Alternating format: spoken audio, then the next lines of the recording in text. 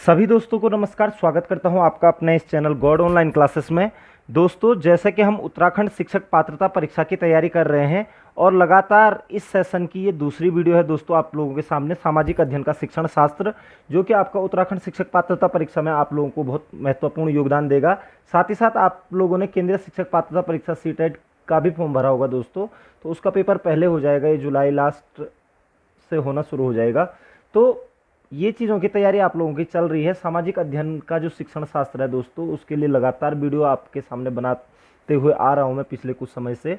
तो ये जो वीडियो है ये पुरानी वीडियो से ही मिलती जुलती आगे को बढ़ाई है, क्योंकि इससे रिलेटेड क्वेश्चन आप लोगों के सामने यूटेट में पूछे जाते हैं दोस्तों। और पिछले साल का भी जो रिकॉर्ड रहा है, लगभग 48 से 50 क्वेश्चन लगभग वीडियोज 20 वीडियो ने कवर किया था दोस्तों। तो इस बार भी आप बने रहिएगा। काफ़ी स्टूडेंट्स कह रहे हैं सर कंटिन्यूअसली वीडियो बनाते रहिएगा। तो आप लोगों से मेरा यही है कि आप लोग वेट मत कीजिएगा मेरी वीडियोस का। जितना आप लोग देख रहे हैं उन क्वेश्चनों को देखने के बाद, उन्हें नोट डाउन करने के बाद आप अपनी पढ़ाई भी कंटिन्यूअसली जारी रखिएगा, क्योंकि जो सामाजिक अध्ययन होता है इसका क्षेत्र बहुत विस्तृत होता है दोस्तों।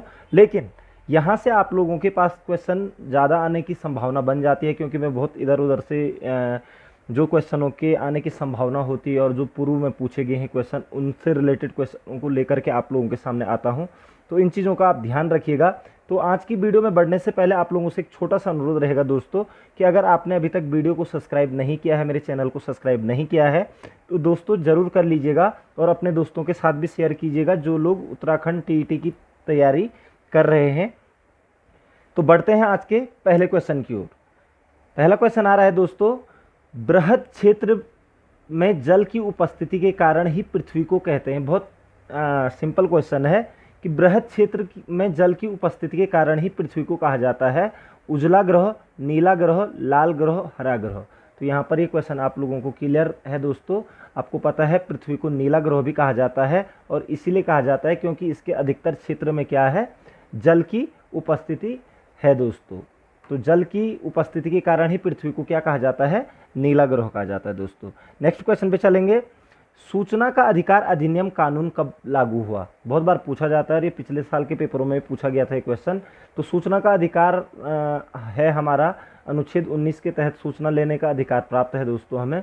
और सूचना का अधिकार अधिनियम कानून कब पारित हुआ था? तो यहाँ पर ऑप्शन है 2004, 2005, 2006, 2007। तो दोस्तों याद रखेंगे 2005 में सूचना का अधिकार अधिनियम कानून लागू हुआ था, और 12 अक्टूबर 2005 को ये पूरे देश में लागू हो गया था दोस्तों। तो सूचना का अधिकार 12 अक्टूबर 2005 से पूरे देश में लागू हो चुका था दोस्तों। तो ये क्वेश्चन कई बार पूछ लिया जाता है। नेक्स्ट क्वेश्चन पे चलेंगे। वर्तमान में नेपाल की शासन प्रणाली क्या है? तो नेपाल में शासन प्रणाली क्या है? लोकतंत्र, राजतंत्र, सैनिक तंत्र, या इनमें से कोई नहीं? तो दोस्तों वर्तमान में जो नेपाल की शासन प्रणाली है वो है आपका लोकतंत्र। आपको पता होना चाहिए नेपाल में 28 मई 2008 से क्योंकि वहाँ पर संविधान बनाया गया और राजशाही को ख़त्म किया गया था, और 2008 से वहाँ पर लोकतंत्र की स्थापना कर दी गई है। तो नेपाल की जो शासन प्रणाली है वो लोकतंत्रात्मक शासन प्रणाली है दोस्तों। और ये जो क्वेश्चन दोस्तों आप लोगों के सामने आ रहे हैं, ये बेसिकली एनसीईआरटी की पुस्तकों से मैंने संकलित किए हुए हैं दोस्तों। ये लाया हूँ मैं आप लोगों के सामने, जो कक्षा 6, 7, 8 की जो किताबें हैं उनसे ये क्वेश्चन आप लोगों के सामने आए हैं। तो नेक्स्ट क्वेश्चन पे चलेंगे। राजनीतिक दलों की मान्यता और उनका चिन्ह किसके द्वारा प्रदान किया जाता है? तो राजनीतिक दल जो भी हमारे यहाँ पर देश में, जैसे बीजेपी, कांग्रेस, सपा, बसपा, तृणमूल कांग्रेस, तो राजनीतिक दलों की मान्यता और उनका चुनाव चिन्ह किसके द्वारा प्रदान किया जाता है? तो यहाँ पर ऑप्शन है राष्ट्रपति, प्रधानमंत्री, निर्वाचन आयोग, या इनमें से कोई नहीं? तो राजनीतिक दलों की जो मान्यता और उनके जो चिन्ह होते हैं दोस्तों, वो अनुच्छेद 324 के तहत भारतीय निर्वाचन आयोग का गठन किया गया है, और उसी के तहत 324 में ही वर्णित प्रावधानों के तहत ही निर्वाचन आयोग राजनीतिक दलों को मान्यता और उन्हें चिन्ह प्रदान करती है दोस्तों। ठीक है, नेक्स्ट क्वेश्चन पे चलेंगे। टीपू सुल्तान शासक थे, तो टीपू सुल्तान कहाँ के शासक थे? आपको पता होना चाहिए टीपू सुल्तान हैदर अली के पुत्र थे। ठीक है, तो कहाँ के शासक थे? यहाँ पर ऑप्शन है मैसूर, शिमला, कश्मीर, या इनमें से कोई नहीं? तो टीपू सुल्तान जो शासक थे दोस्तों वो थे आपके मैसूर के शासक दोस्तों। ठीक है, नेक्स्ट क्वेश्चन पे चलेंगे। जलियांवाला बाग हत्याकांड कब हुआ? तो जलियांवाला बाग हत्याकांड कब हुआ था? यहाँ पर ऑप्शन आ रहे हैं 13 अप्रैल 1919, 14 अप्रैल 1919, 15 अप्रैल 1919 या 16 अप्रैल 1919। तो दोस्तों जलियांवाला जो बाग हत्याकांड हुआ था वो हुआ था आपका 13 अप्रैल 1919 को। ये क्वेश्चन भी कई बार पूछ लिया जाता है हम लोगों को। ठीक है, 13 अप्रैल बैसाखी के दिन 1919 में जनरल डायर ने वहाँ पर बैठे हुए लोगों पर क्या चलवा दी थी? गोलियाँ चलवा दी थी। तो जलियांवाला बाग हत्याकांड कहा जाता है। तो जनरल डायर ने करवाया था ये। नेक्स्ट क्वेश्चन पे चलेंगे। निम्नलिखित नदियों में से किसे बिहार का शोक कहा जाता है? ये भी क्वेश्चन बहुत बार पूछा जाता है। तो आपको पता होना चाहिए दोस्तों कि जो कोसी नदी है, कोसी नदी को बिहार का शोक कहा जाता है, क्योंकि ये यहाँ बहुत ज़्यादा तबाही मचाती है, रूट परिवर्तन करती है, अपना हर साल रूट परिवर्तन करती है और विभिन्न क्षेत्रों में जाकर वहाँ तबाही मचाने का कार्य करती है। इसीलिए बिहार का शोक भी कहा जाता है कोसी नदी को दोस्तों। नेक्स्ट क्वेश्चन पे चलते हैं। सोपानी कृषि किस राज्य में प्रचलित है? सोपानी कृषि पर्वतीय क्षेत्रों में जो इस तरीके की जो सीढ़ीदार जो खेत और यह कृषि की जाती है दोस्तों, उसे ही कहा जाता है। ठीक है, तो सोपानी कृषि किस राज्य में प्रचलित है? तो जिस राज्य में हम लोग रहते हैं यानी कि उत्तराखंड राज्य में प्रचलित है सोपानी कृषि। ये क्वेश्चन भी बहुत इंपॉर्टेंट है दोस्तों। तो सोपानी कृषि उत्तराखंड में प्रचलित है। नेक्स्ट क्वेश्चन पे चलेंगे। किस खनिजों को उद्योगों की जननी माना जाता है? किस खनिज को उद्योगों की जननी माना जाता है दोस्तों? तो किस खनिज? यहाँ पर ऑप्शन है सोना, तांबा, लोहा, मैग्नीज। तो याद रखेंगे दोस्तों जो लोहा धातु है, ठीक है, ये बहुत इंपॉर्टेंट क्वेश्चन है। लोहा जो धातु है उससे उस पर ही सारे क्या उद्योग आश्रित रहते हैं, चाहे कोई मशीन बनानी हो, चाहे वो कल पुर्जा बनाना हो, तो वो उस सब के लिए लोहा की होना ही जरूरी होता है दोस्तों। तो लोहे को ही क्या कहा जाता है? उद्योगों की जननी माना जाता है। इंपॉर्टेंट क्वेश्चन है दोस्तों, ये चीज़ याद रखिएगा और बहुत बार पूछ भी लिया जाता है। नेक्स्ट क्वेश्चन पे चलेंगे। भारत का प्रथम तेल शोधक कारखाना कहाँ स्थित है? तो तेल शोधक जो कारखाना था भारत का, वो सबसे पहले कहाँ पर स्थित किया गया था? यहाँ पर ऑप्शन है मथुरा, बरौनी, डिगबोई या गुवाहाटी। ये सभी जगहों तेल शोधक कारखाने हैं यहाँ पर। लेकिन जो भारत का प्रथम तेल शोधक कारखाना था दोस्तों वो था आपका डिगबोई। डिगबोई को जो है ये असम राज्य में है। ठीक है दोस्तों, डिगबोई। और 1901 ईस्वी में इसको स्थापित किया गया था दोस्तों, डिगबोई तेल शोधक कारखाने को। ठीक है, तिनसुकिया जिले में है ये असम के। ठीक है, और 1901 में यहाँ पर तेल शोधक कारखाना स्थापित किया गया था दोस्तों। तो कई बार पूछ लिया जाता है डिगबोई किस राज्य में है? तो असम में है दोस्तों। और प्रथम तेल शोधक कारखाना है यह भारत का। इंपॉर्टेंट क्वेश्चन है। अगर आपको वीडियो समझ में आ रही है दोस्तों तो आप लाइक भी जरूर कीजिएगा। नेक्स्ट क्वेश्चन पे बढ़ते हैं। प्राकृतिक संसाधनों के संरक्षण हेतु 1968 ईस्वी में कौन सा कन्वेंशन हुआ था? तो प्राकृतिक संसाधनों के संरक्षण हेतु 1968 ईस्वी में कौन सा कन्वेंशन हुआ था? यहाँ पर है अफ्रीकी कन्वेंशन, वेटलैंड्स कन्वेंशन, विश्व आपदा कन्वेंशन या इनमें से कोई नहीं। तो ये कन्वेंशन से रिलेटेड सवाल भी आप लोगों के सामने आते हैं। तो याद रखिएगा दोस्तों, प्राकृतिक संसाधनों के संरक्षण हेतु 1968 में जो कन्वेंशन हुआ था वो अफ्रीका में हुआ था दोस्तों। और उसे अफ्रीकी कन्वेंशन के नाम से भी जाना जाता है, क्योंकि अफ्रीका में विभिन्न प्रकार के प्राकृतिक संसाधन यानी कि जो आदिम जनजातियाँ और पेड़ पौधे, इनके संसाधन और संरक्षण के लिए ही अफ्रीकी कन्वेंशन के नाम से जाना जाता है। 1968 का जो कन्वेंशन हुआ था। तो क्वेश्चन आ जाता है कि प्राकृतिक संसाधनों के संरक्षण हेतु 1968 में कौन सा कन्वेंशन हुआ था? तो आप कहेंगे अफ्रीकी कन्वेंशन हुआ था दोस्तों। यह अफ्रीकी कन्वेंशन प्राकृतिक संसाधनों के संरक्षण हेतु कब किया गया था? तो 1968 ईस्वी में किया गया था दोस्तों। इस तरीके से अपने माइंड में रख लेंगे। नेक्स्ट क्वेश्चन पे चलेंगे।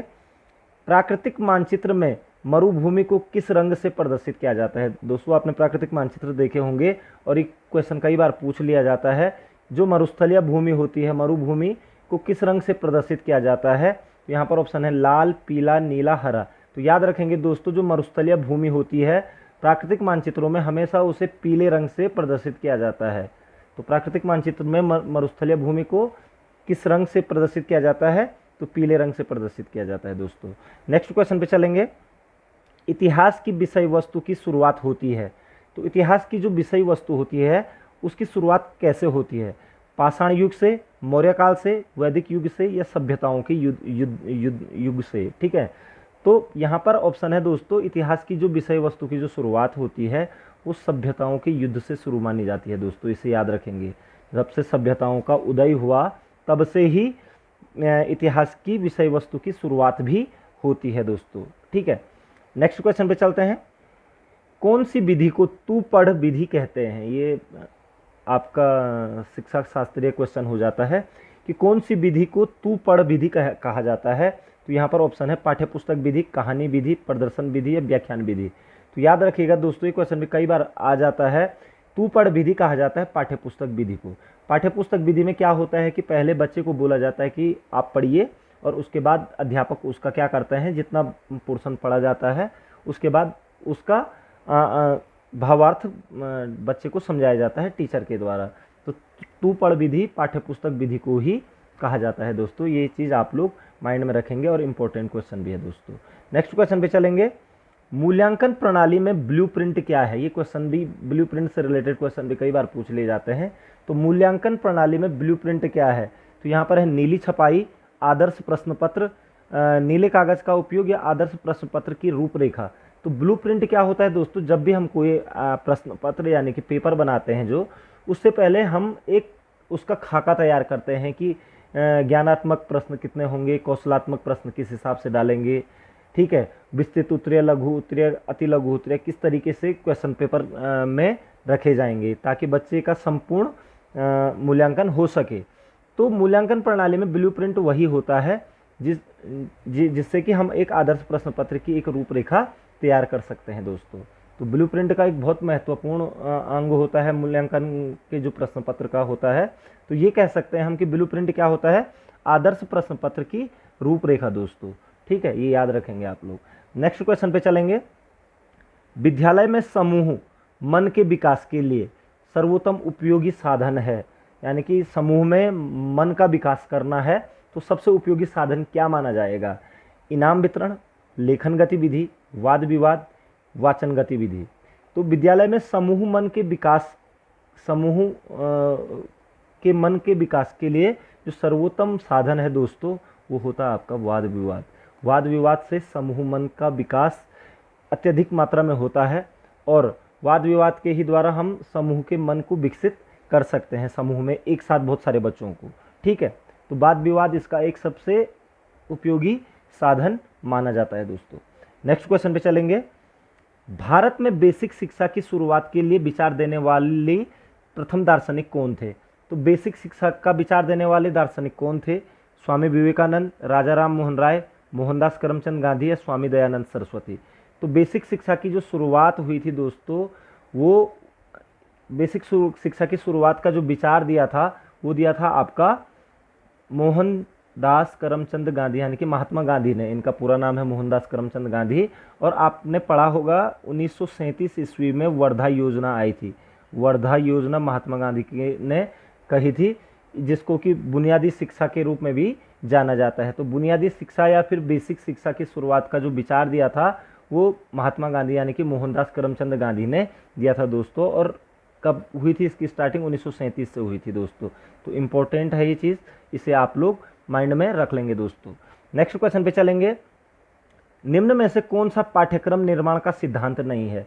जो पाठ्यक्रम का निर्माण सिद्धांत है वो कौन सा नहीं है इन चार ऑप्शन में? वास्तविकता आधारित, शिक्षक केंद्रित, लक्ष्य आधारित, बाल केंद्रित। देखिए दोस्तों, वास्तविकता जरूर होती है पाठ्यक्रम में, लक्ष्य आधारित नहीं होगा तो पाठ्यक्रम का औचित्य नहीं रह जाएगा, और बाल केंद्रित, अगर बाल केंद्रित कोई भी पाठ्यक्रम होता है वो बाल केंद्रित ही होना चाहिए दोस्तों, ताकि बच्चे भी अपना पक्ष रख सकें। शिक्षक केंद्रित नहीं होता है कोई भी पाठ्यक्रम का जो सिद्धांत होता है वो शिक्षक केंद्रित नहीं होना चाहिए। तो इसका आपका आंसर बन जाएगा शिक्षक केंद्रित पाठ्यक्रम का सिद्धांत नहीं है दोस्तों। ठीक है, क्योंकि शिक्षक केंद्रित हो जाएगा तो वो वन वे लेक्चर मेथड में चला जाएगा दोस्तों। ठीक है, फिर बच्चे उसमें ज़्यादा प्रतिभाग नहीं कर पाएंगे।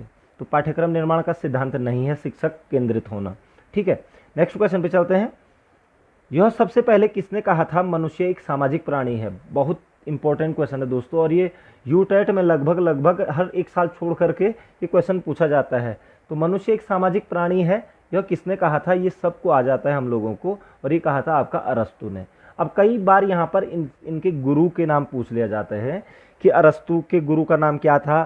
ठीक है, तो याद रखेंगे दोस्तों, अरस्तु के जो गुरु थे, अरस्तु के गुरु थे जो, वो थे आपके प्लेटो।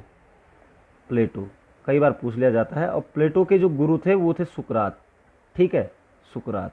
तो याद रखेंगे, अरस्तु के गुरु प्लेटो, प्लेटो के गुरु सुकरात। यहाँ पर से इन गुरु शिष्यों का भी आता है दोस्तों। और अरस्तु का जो शिष्य था वो था सिकंदर दोस्तों। सिकंदर महान आपने सुना होगा।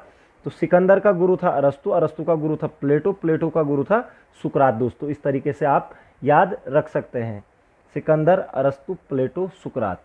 तो इस तरीके से ये 4 लोग थे, ये एक दूसरे के गुरु हुए हैं यहाँ पर दोस्तों। ठीक है, तो मनुष्य एक सामाजिक प्राणी है, ये अरस्तु का कथन है। और अरस्तु के गुरु का नाम प्लेटो है और प्लेटो के गुरु का नाम सुकरात है दोस्तों। एक ही क्वेश्चन से सब कुछ सामने आ गया है। नेक्स्ट क्वेश्चन पे चलते हैं। भारतीय उपमहाद्वीप में कई आरंभिक नगर खोजे गए। सबसे पहले खोजा गया नगर निम्नलिखित में से कौन सा है? तो भारतीय उपमहाद्वीप में कई आरंभिक नगर खोजे गए, यानी कि खुदाई के फलस्वरूप सबसे पहला खोजा गया नगर कौन सा था? यहाँ पर ऑप्शन है मोहनजोदड़ो, हड़प्पा, लोथल या राखीगढ़ी। तो आपने जब हड़प्पा सभ्यता पढ़ी होगी दोस्तों तो आपको पता होगा 1921 ईस्वी में दयाराम साहनी के नेतृत्व में हड़प्पा की खुदाई की गई थी। ठीक है, तो सबसे पहला खोजा गया नगर कौन सा था? हड़प्पा था दोस्तों। ठीक है, नेक्स्ट क्वेश्चन पे चलेंगे। सूती कपड़े के टुकड़ों के अवशेष निम्नलिखित में से किस हड़प्पा स्थल पर मिले हैं? तो सूती कपड़े के अवशेष निम्नलिखित में से किस हड़प्पा स्थल पर मिले हैं? यहाँ पर ऑप्शन है मोहनजोदड़ो, हड़प्पा, कालीबंगा या सुरकोटडा। तो याद रखिएगा दोस्तों, सूती कपड़े के अवशेष भी हड़प्पा में ही मिले हैं। हड़प्पा एक सबसे पहला जो शहर था, ठीक है, जो खोदा गया था, हड़प्पा में ही सूती कपड़े के टुकड़ों के अवशेष भी मिले हैं दोस्तों, याद रखेंगे। ठीक है, नेक्स्ट क्वेश्चन पे चलते हैं। हड़प्पा में मिट्टी के बर्तनों पर सामान्यतः किस रंग का उपयोग हुआ था? हड़प्पा में मिट्टी के बर्तनों पर सामान्यतः किस रंग का उपयोग हुआ था? तो आपने ये भी सुना होगा दोस्तों कि जो हड़प्पा सभ्यता थी इसको गेरुई सभ्यता या गेरुई मृदभांड सभ्यता के नाम से भी जाना जाता था। और जो गेरू का कलर होता है वो लगभग लाल टाइप का होता है। ठीक है, तो याद रखेंगे सामान्यतः जो रंग किया गया था वो लाल किया गया था। जैसे अगर ये बर्तन है दोस्तों तो इसके जो ऊपरी वाला जो क्षेत्र है ये लाल रंग से किया गया था और नीचे वाला जो क्षेत्र है ये काले रंग से किया गया था। ठीक है, तो मुख्यतः लाल रंग या सामान्यतः किस रंग का उपयोग हुआ था? तो गेरुए या फिर लाल रंग का उपयोग हुआ था हड़प्पा सभ्यता के मिट्टी के बर्तनों पर दोस्तों। ठीक है, नेक्स्ट क्वेश्चन पे चलेंगे। हड़प्पा कालीन नगर 2 भागों में विभक्त थे। ठीक है, जिसमें कि एक दुर्ग वाला भाग होता था और एक नगर वाला भाग होता था दोस्तों। परंतु इनमें से एक नगर 3 भागों में बटा था, वह कौन सा था? तो हड़प्पा कालीन जो नगर थे मुख्यतः 2 भागों में बटे हुए थे। एक दुर्ग वाला भाग था जहां राजा और दुर्ग था, और एक था आपका नगर क्षेत्र था दोस्तों। ठीक है, लेकिन एक नगर ऐसा था जो 3 भागों में बटा था। यहाँ पर ऑप्शन है रंगपुर, धौलावीरा, रोपड़ या बनावली। तो याद रखेंगे दोस्तों, जो धौलावीरा था ये 3 भागों में बटा हुआ था दोस्तों, दुर्ग, मध्यम नगर और निचला नगर करके, इस तरीके से ये बटा हुआ था दोस्तों। ठीक है, तो धौलावीरा जो था वो 3 भागों में बटा हुआ था, जबकि अधिकतर हड़प्पा कालीन नगर जो थे वो 2 भागों में बटे हुए थे। तो धौलावीरा आपको पता वर्तमान में गुजरात में स्थित है। ठीक है, तो हड़प्पा कालीन नगरों में धौलावीरा ही 3 भागों में विभक्त था। ठीक है, नेक्स्ट क्वेश्चन पे चलेंगे। बौद्ध धर्म के संस्थापक गौतम बुद्ध का जन्म कब हुआ था? तो बौद्ध धर्म के जो संस्थापक थे, यहाँ पर ऑप्शन है 563 ईस्वी, 563 ईसा पूर्व, 483 ईसा पूर्व या 483 ईस्वी। ठीक है, तो यहाँ पर ईसा पूर्व और ईस्वी में कई बार कंफ्यूज कर जाते हैं हम लोग। ठीक है, तो याद रखेंगे दोस्तों 563 ईसा पूर्व।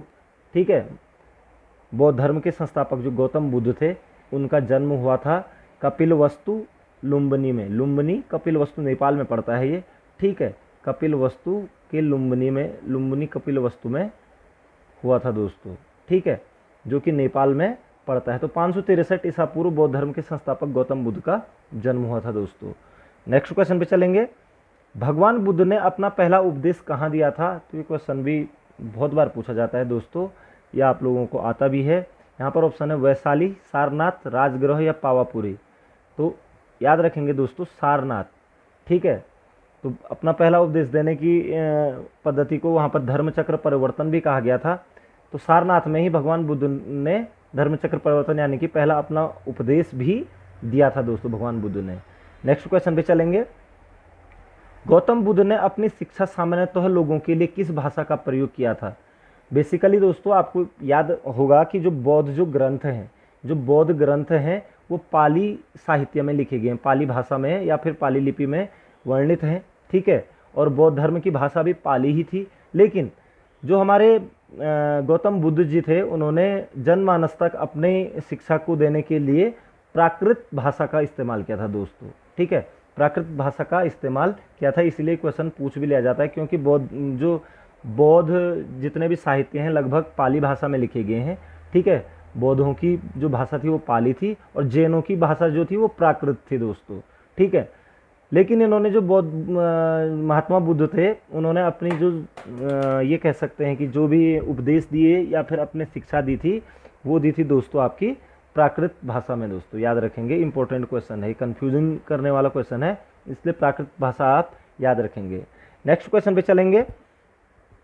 उपनिषद शब्द का सही अर्थ है, उपनिषद शब्द का सही अर्थ है सामने बैठना, गुरु के समीप बैठना, भाषा का संपूर्ण ज्ञान होना या ज्ञान में श्रेष्ठ होना। तो देखिए दोस्तों, आपको पता है कि उपनिषदों की जो संख्या है ये कई बार पूछ लिया जाता है, 108 है, मानी जाती है 108 उपनिषदों की संख्या। लेकिन जो मूल उपनिषद हैं वो 13 ही हैं दोस्तों, ठीक है। ये चीज़ नई बात है, उपनिषदों की संख्या 108 है, यही क्वेश्चन पूछा जाता है। लेकिन मूल उपनिषद कितने हैं, तो उसमें 13 ही मूल उपनिषद माने जाते हैं दोस्तों, ठीक है। अब ये उपनिषद शब्द का जो अर्थ होता है, इसका अर्थ होता है गुरु के समीप बैठकर ही शिक्षा प्राप्त करना। तो गुरु के समीप बैठकर शिक्षा प्राप्त करना ही उपनिषद कहलाता है, ये चीज़ आप माइंड में रखेंगे। नेक्स्ट क्वेश्चन पे चलेंगे। संस्कृत व्याकरण की रचना किसने की थी? तो आपको पता होना चाहिए दोस्तों, जो संस्कृत व्याकरण की रचना की गई थी, एक पुस्तक आई थी अष्टाध्यायी दोस्तों, ठीक है। तो अष्टाध्यायी पुस्तक में सर्वप्रथम संस्कृत व्याकरण को समेटने का कार्य किया था पाणिनि ने दोस्तों, ठीक है। तो संस्कृत व्याकरण की रचना करने वाले दार्शनिक कौन है? पाणिनि है दोस्तों, ठीक है। और पाणिनि की ही पुस्तक है अष्टाध्यायी दोस्तों, यानी कि 8 अध्याय बोल सकते हैं जिसे, ठीक है। नेक्स्ट क्वेश्चन पे चलते हैं। चंद्रगुप्त के दरबार में पश्चिम एशिया के यूनानी राजा सेल्यूकस निकेटर का राजदूत था, उसका नाम क्या था? तो चंद्रगुप्त मौर्य का नाम आपने सुना होगा, उसका जो जब उसने युद्ध किया था पश्चिमी एशिया में, तो वहाँ पर सेल्यूकस निकेटर को हराया था उसने, और सेल्यूकस निकेटर की ही पुत्री से शादी करी थी चंद्रगुप्त मौर्य ने। और साथ ही साथ उसका राजदूत भी चंद्रगुप्त मौर्य के दरबार में आया था यहाँ पर, तो उसका नाम क्या था? तो यहाँ पर हजार दिनारी, वहनसांग, डाइमेकस या मेगस्थनीज। तो चंद्रगुप्त मौर्य का जो दरबारी था उसका नाम था दोस्तों मेगस्थनीज, जो कि सेल्यूकस निकेटर का राजदूत था। और इसी मेगस्थनीज ने इंडिका नामक पुस्तक भी लिखी थी दोस्तों, इंडिका नामक पुस्तक भी लिखी थी। तो कई बार पूछ लिया जाता है कि इंडिका किसने लिखी है? मेगस्थनीज ने। मेगस्थनीज किसका दरबारी था? चंद्रगुप्त मौर्य का। मेगस्थनीज किसका राजदूत था? तो सेल्यूकस निकेटर का था। सेल्यूकस निकेटर कौन था? पश्चिम यूनानी राजा था, जिससे कि चंद्रगुप्त मौर्य ने हराया था और उसके बाद उसकी बेटी से शादी भी की थी दोस्तों। नेक्स्ट क्वेश्चन पे चलेंगे। कौटिल्य द्वारा रचित प्रसिद्ध पुस्तक का नाम निम्नलिखित में से क्या है? तो ये क्वेश्चन आप लोगों को आता है, इसका नाम है आपका अर्थशास्त्र। अर्थशास्त्र ये धन से रिलेटेड, वित्त से रिलेटेड नहीं थी, बल्कि मौर्यकालीन राजव्यवस्था यानी कि राजनीति पर आधारित यह पुस्तक थी अर्थशास्त्र। तो कौटिल्य या विष्णुगुप्त कहें द्वारा रचित थी दोस्तों। तो आशा करता हूं दोस्तों आपको ये वीडियो जरूर पसंद आई होगी और इससे रिलेटेड क्वेश्चन आप लोगों को पेपर में देखने के लिए जरूर मिलेंगे। इनमें से काफ़ी सारे क्वेश्चन आप लोगों को आते होंगे दोस्तों, लेकिन इससे रिलेटेड क्वेश्चनों को ही आपने पढ़ना है। आप लोग कक्षा 6, 7, 8 की पुस्तकों का गहन अध्ययन कीजिएगा। यूटेट यानी कि उत्तराखंड की जो भी किताबें हैं 6, 7, 8 की, उन पुस्तकों को पढ़िएगा सामाजिक विषय की। आपका 100% बढ़िया मार्क्स आएंगे, ये मेरी शुभकामनाएं आपके साथ। और नेक्स्ट वीडियो में मैं आप लोगों से मिलूँगा, तब तक आपका समय शुभ रहे, आपका उज्जवल भविष्य की कामना करता हूँ। जय हिंद।